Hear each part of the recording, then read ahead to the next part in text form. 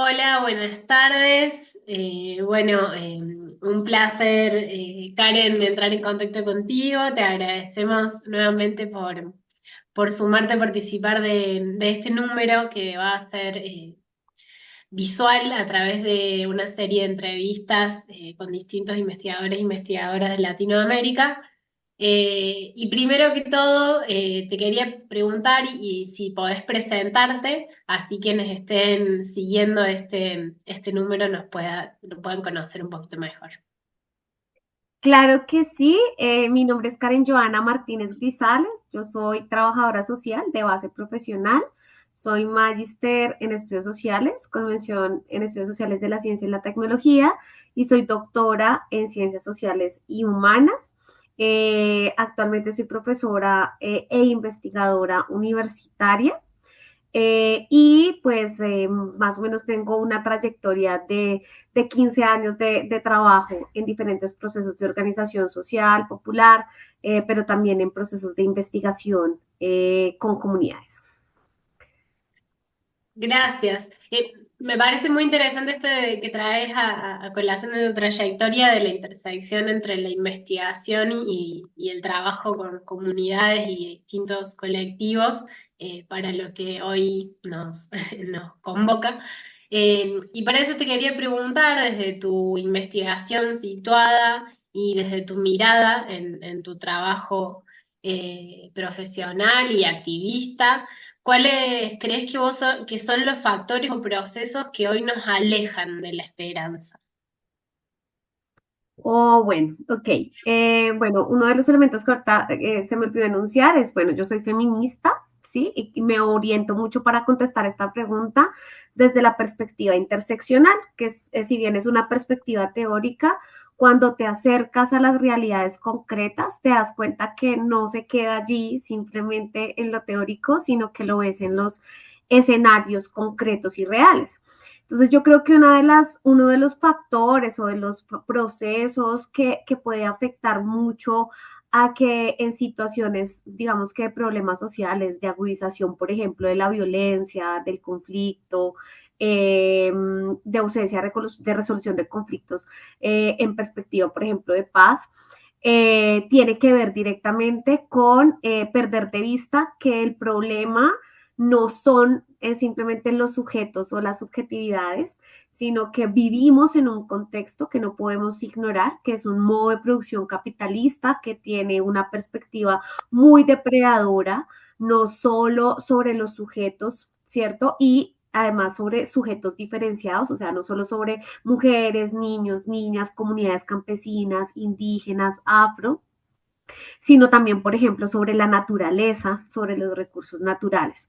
Entonces, creo que un elemento clave que puede llevar o que puede generar muchos choques cuando trabajamos en procesos sociales y comunitarios y que pueden alejarnos de la esperanza es ver lo implacable del sistema capitalista y en el caso, por ejemplo, de las mujeres, del patriarcado como un aliado número uno del capital. Sin embargo, ese mismo proceso, si digamos que la misma lógica capitalista y la misma lógica patriarcal que está atravesado como por esa intersección de clase, género, etnia y demás, también se convierte como en un motor para las mismas comunidades. Mm. Bien, me parece muy interesante eso que traes de lo implacable del capitalismo eh, y, y que permite también pensar en ese poder que todo el tiempo se va reconvirtiendo también, ¿no? Eh, y en función de eso que traes vos a colación, me gustaría preguntarte, ¿cuáles crees vos que son las causas que generan los procesos de esperanza? ¿O en qué experiencias podemos ver los procesos de esperanza en el marco de este capitalismo implacable que vos nombras? Uy, bueno, yo creo que las causas son múltiples, pero creo que también ha sido un elemento importante, pero también un elemento divisor. que a veces cuando trabajamos no podemos perder de vista, ni como ciudadanos y ciudadanas, ni como sujetos sociales y políticos, sino también como profesionales. Y es, yo creo que parte como de las causas de lo que, digamos que de lo que genera el capitalismo, por ejemplo, el hambre, la desnutrición, si vemos a nivel internacional un genocidio como el que estamos presenciando hoy, ¿sí? En contra de Palestina, genera primero, yo creo que uno de los primeros motivantes es la digna rabia, ¿sí? Es la indignación, ¿cierto? Frente a eso que nos parece injusto, frente a eso que nos parece impensable como humanidad en muchos sentidos, ¿sí? Entonces yo creo que una de las primeras motivaciones y causas que generan, digamos que procesos que caminan hacia la esperanza y que piensan un mundo distinto, parten de allí. Y me gustaría situar como algunos ejemplos frente a ello. Cuando nosotros salimos, por ejemplo, como mujeres acá en Colombia, salimos el 25 de noviembre a protestar, a caminar las calles en contra de las violencias contra las mujeres. Eso no solo nos corresponde a nosotras como mujeres, sino que hace un llamado de alerta al resto de las personas que integran la sociedad, ¿sí? Y es un llamado muy importante porque el hecho de que hoy, digamos que tengamos algunas garantías jurídicas, ¿cierto? Que uno podría llamar desde una perspectiva igualitaria, iguales a las de los hombres, no significa que nuestras condiciones de vida reales sean igualitarias, ¿sí? O equitativas. Y eso nos lleva a pensar, por ejemplo, de que cuál es la necesidad de hablar de una vida libre de violencias para las mujeres. Ah, bueno, pues que a mi vecina la mataron, de que a mi otra vecina la amenazaron y tiene que estar en una casa refugio. Entonces, todas esas condiciones hacen que las mujeres, independientemente de todas las ramas del feminismo que existen, porque son muchas, se unan un día, ¿cierto? A decir, miren, un día a marchar, pero el resto del año a adelantar procesos sociales y comunitarios, a acompañar a mujeres, por ejemplo, a establecer denuncias, ¿sí?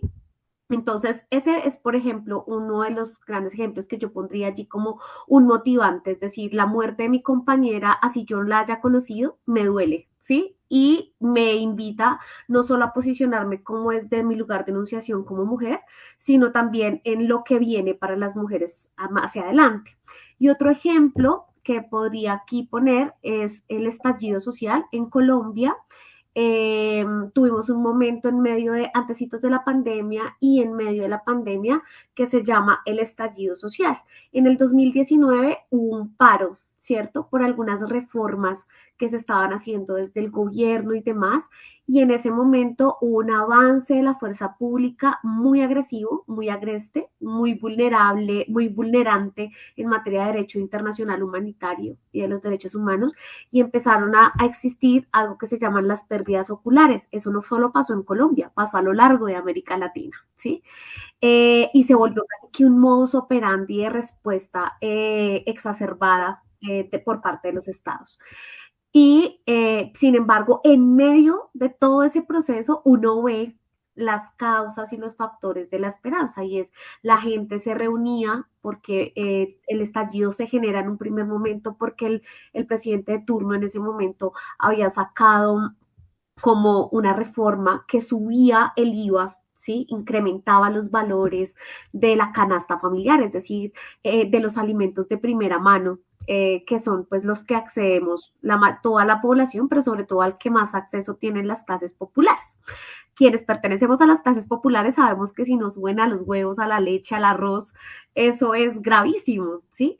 Y eso generó el estallido social a nivel nacional, y salieron a protestar, pero eso generó muchos procesos también interesantes y esperanzadores, como huertas comunitarias, como ollas comunitarias, como procesos de apañe, ¿sí? O de acompañamiento a personas que estaban pasando por situaciones muy tensas. Yo pondría allí como esos dos ejemplos, uno muy motivado a un ejercicio más de pertenencia a un colectivo y otro de a la pertenencia al colectivo de la sociedad. Qué bueno, qué interesante. Y sobre esos procesos sociales y comunitarios, ¿nos podrías contar un poquito más sobre alguno de esos que vos conozcas más de cerca?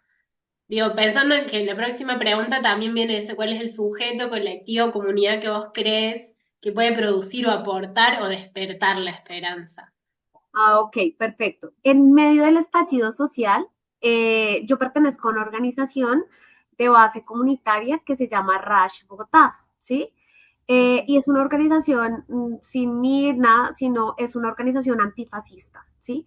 Y en medio de los procesos que adelantamos como organización allí, se recogieron, por ejemplo, mercados solidarios, pero además quienes teníamos algún conocimiento en acompañamiento a vulneraciones de derechos humanos, estábamos muy atentos y muy atentas a poder prestar, digamos que la ayuda, también los derechos humanos allí, que implementar el esquema de derechos humanos. Entonces, por ejemplo, una de las anécdotas que yo tengo en medio del estallido social fue, bueno, la tarea maratónica de como de recoger muchos mercados y poderlos llevar a las zonas más, digamos que más donde estaba dando muy fuerte la pandemia y donde además estaba muy aguerrida la respuesta reprimida, que reprimía el Estado, que reprime por parte del Estado.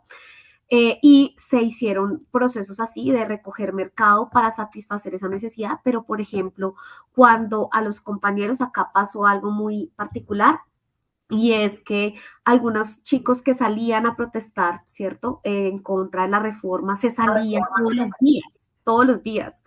A muchos de ellos los perseguía la policía, los encerraba en los CAIs o en supermercados y los pues existen, uno puede consultar esto en internet y existe documentación de que existió tortura, desaparición forzada, falsos positivos judiciales. Entonces, en una de esos acompañamientos, yo tuve que acompañar a una chica cuyo hermano murió incinerado al interior de un establecimiento policial, para poder hacer un puente y ahí pues las personas que tenían mucho conocimiento dentro de la organización respecto al derecho pues hicieron un puente con una organización que se dedicaba directamente a defender digamos que estos casos.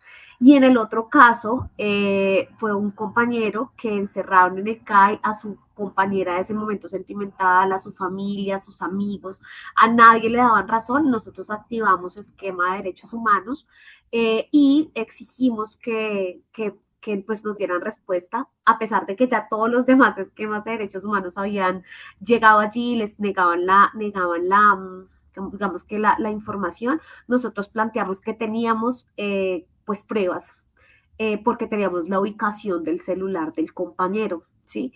Eso fue cuestión de horas cuando por fin lo soltaron, pero pues estaba súper golpeado. Ahí establecimos otras redes con otros colectivos para, por ejemplo, hacer acompañamiento psicosocial, no solo a él, ¿cierto? Como víctima directa, sino también a su mamá, ¿sí? A su compañera en ese momento. ¿Por qué? Porque a veces no solo una organización puede hacer todo. Uno tiene que ir tejiendo puentes para poder, digamos que, acompañar la diversidad de situaciones sociales y de sujetos sociales y populares. Me interesa preguntarte sobre eso, sobre esas redes, digamos. O sea, bueno, en ese momento fue el estallido y preguntarte qué tan consolidadas están esas redes hoy en día y posibilitan ese espacio de trabajar sobre los derechos, sobre las condiciones, digamos, de vida de las personas que todo el tiempo se ven vulneradas en nuestras sociedades, digamos.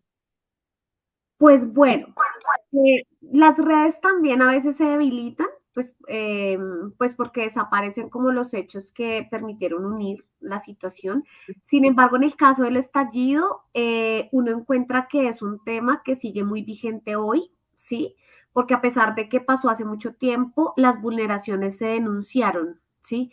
Y muchas organizaciones de víctimas siguen exigiendo justicia. Eso pasa no solo con el estallido, sino con organizaciones de víctimas en nuestro país a lo largo de todo el territorio nacional. Entonces, hoy, por ejemplo, nosotros en el marco de la firma del acuerdo final de paz, que fue entre una organización guerrillera y el gobierno en ese momento, se creó la Jurisdicción Especial para la Paz y ella está en ese momento como pues como juzgando muchos de los casos que aparecen allí y realmente quienes han movilizado, esto no es como simplemente un ejercicio de buena voluntad que se reduce a un acuerdo, sino ha sido el movimiento social el que ha exigido al Estado respuestas, ¿sí? Se ha generado, digamos, que todo lo que legalmente se puede, derechos de petición, acciones de tutela, ¿sí? Pero eso pues se sostiene es porque el movimiento social sigue exigiendo justicia y una verdad más allá de simplemente el decir como que hicieron, sino los motivantes, las causas y como explicaciones que las víctimas en esos momentos requieren. Otro ejemplo que podría darte en términos de esas redes es, por ejemplo, los firmantes del Acuerdo Final de Paz. Yo trabajé en 2 espacios territoriales con ellos, haciendo un proceso de investigación y con ellos recuperé, fue un ejercicio, fue más de narrativas de cómo ellos vivían la dejación de las armas, ¿sí? Cuando uno empieza a tejer un poco esas narrativas, se da cuenta de que su vida se volvió pues una vida, si bien tenía unos rasgos muy campesinos, en términos de la producción de la tierra y cosas así, ellos son campesinos que hoy pertenecen, ¿cierto?, a la sociedad civil, ¿sí? Y que tejen redes con zonas de reserva campesina, con otras organizaciones campesinas y que hoy siguen denunciando, por ejemplo, algunas vulneraciones a lo pactado y a una denuncia histórica a nivel de nuestro país. Y es que acá hay un grave problema de cara al conflicto en relación con la tierra. Mm. Eso podría contarte. Bien, está buenísimo. ¿Y cómo sería el conflicto por la tierra? Para una última pregunta, o cómo sería el estado de situación de ese conflicto hoy en día allá en Colombia? Uy, bueno, nosotros en este momento tenemos una coyuntura bastante compleja porque si bien se firmó un acuerdo de paz, pues como ha sucedido en muchos escenarios pues, internacionales, se firma la paz con un actor armado, pero pues la paz no se reduce al silenciamiento de fusiles con un grupo, sino al Ujú. mejoramiento real de las condiciones de vida. Entonces, cuando yo hablo del problema de la tierra, me refiero a, por ejemplo, cómo al campesinado, ¿cierto? Que en algún momento hizo parte, por ejemplo, del acuerdo de paz. ¿En qué sentido? En decir, bueno, yo sembraba cultivos llamados como cultivos de uso ilícito y en eso hay que posicionarlo muy claramente porque el cultivo en sí no es malo, el uso que se le da al cultivo es el que es negativo, ¿cierto? Ellos empezaron a hacer parte de algunos programas que eran programas de sustitución de cultivos de uso ilícito. Sin embargo, el acceder a esos programas no mejoró las condiciones de infraestructura para sacar lo que el campesinado producía. Entonces, eso es ahorillar al campesinado al hambre, ¿sí? Entonces, claro, hay que hacer un proceso de conciencia frente al tema de los cultivos de uso ilícito por todas las implicaciones que eso tiene en el marco del conflicto social armado colombiano e incluso a nivel internacional, pero el que el campesino sustituya su cultivo no va a permitirle sobrevivir si no existe toda una infraestructura que logre que lo que produce el campesino salga, ¿cierto? Digamos que al mercado por lo menos del municipio, o sea, que es baje de la vereda. Y eso se agudiza porque igual seguimos teniendo actores armados, seguimos teniendo algunos controles territoriales. Entonces, el uso de la tierra, lo que se produce con la tierra, pero sobre todo nosotros muchos aquí en Colombia decimos que ha existido ausencias intencionadas del Estado, ¿sí? Es decir, el Estado históricamente no es de un gobierno o dos, históricamente no ha estado cercano a los territorios y a las necesidades de las comunidades, ¿sí? Puede enviar una ayuda que se va a acabar en un mes y el resto, ¿qué? ¿Sí? Entonces, a eso me refiero con el problema de la tierra. Y en Colombia uno encuentra muchísimas investigaciones que están asociadas a lógicas de despojo. Entonces, como algunos hechos victimizantes como masacres, desplazamientos forzados, o sea, fueron, digamos que, producidos para despojar a los campesinos de la tierra y que una multinacional llegara y se apropiara del suelo, del subsuelo. Entonces, el tema de la tierra es uno de los temas más problemáticos alrededor, digamos que, de nuestro país. Yo creo que en términos también latinoamericanos ha sido una lógica de lucha histórica en frente a los despojos desde el momento de colonización y conquista hasta hoy en día, ¿sí? Entonces creo que la tierra no se reduce como a ese material que yo cojo con las manos, sino a todo lo que hay alrededor de ello, tejido comunitario, tejido social, el tema del agua, el tema de la biodiversidad, de la fauna, de la flora, o sea, es un tema mayúsculo que cuando no se aborda desde esa perspectiva, pues termina generando impactos pues sobre las personas que viven realmente en los espacios territoriales. Bien, bueno, gracias. Es muchísimas, muchísimos los aportes. A mí me parece muy interesante todo lo que voy conociendo a través de estas entrevistas, de las realidades de los distintos países, regiones y trayectorias. Así que te agradezco muchísimo y creo que esto se va a poder multiplicar mucho para quienes estén compartiendo. Eh, y así a modo de cierre y resumen, me interesa rescatar esto como para cerrar que lo que vos traías a colación de lo implacable del capitalismo y que es necesario mirarlo desde un lugar interseccional, y cómo el pensar en los procesos sociales y comunitarios que bueno, que en Colombia y en Latinoamérica tienen mucho peso a través del conflicto por la tierra, digamos, y en esta tierra en mayúscula que vos traes, me parece que es un gran indicio para pensar la esperanza y en los procesos esperanzadores. Así que bueno, te agradezco muchísimo. No, a ti muchas gracias. Y yo creo que uno de los elementos también ahí anudando al tema de la esperanza es que realmente yo creo que he podido comprender esa lógica de la esperanza por los mismos procesos sociales y populares, ¿sí? Porque ya ahí hablando un poco más desde mi lugar de enunciación, hay momentos donde uno pierde la esperanza, ¿sí? Donde uno dice, bueno, ¿y esto para qué le va a servir a la gente? ¿Y esto que estamos produciendo, qué sentido tiene? ¿Sí? Y a veces el escuchar muy atentamente todos los saberes que esas poblaciones tienen, pero además el poder observar, hacer parte, ¿sí? No desde la distancia, sino desde integrarse allí, ¿sí? Le ayuda a uno a entender que la esperanza se encuentra allí, ¿sí? En el trabajo articulado de las personas, en esos procesos que permiten pensar una lógica de mundo diferente, ¿cierto? Al que nos han presentado que existe y que es el único posible. Entonces, yo sí creo que una de las claves a nivel de, digamos que muy personal, es escuchar, por ejemplo, a las mujeres víctimas, a las madres víctimas, a las familias víctimas, cómo pese a todo ese dolor siguen parados exigiendo justicia y no pierden la esperanza, a pesar de lo que puede ser muy, muy frustrante en muchos sentidos.